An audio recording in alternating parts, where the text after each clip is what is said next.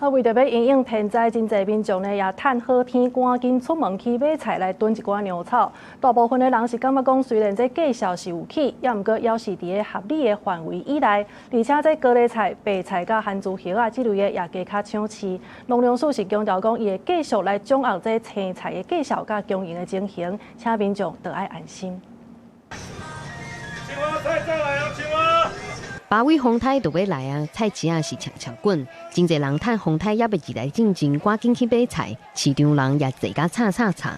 哦，去真對的，定了啊，比較貴啊20%跑不掉吧？正常買，就是想缺什麼照買，有起但無真濟啦，無咱在厝裡想講哦，夠足貴的買。大部分的民眾是認為講，價格雖然有起，不過要佇咧合理的範圍內底。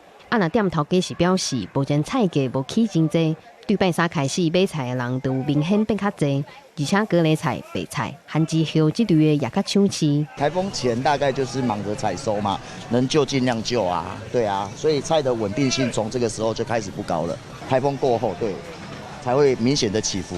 因為加風台掃過，會造成農業的損失，影響菜價。農糧署也表示，政府有輔導農民團體甲超市賣場合作。對6月25開始，就有設平價菜市專區，目前整體菜市量算充足，消費者會當安心。記者郭友基、謝桂玲台北報道。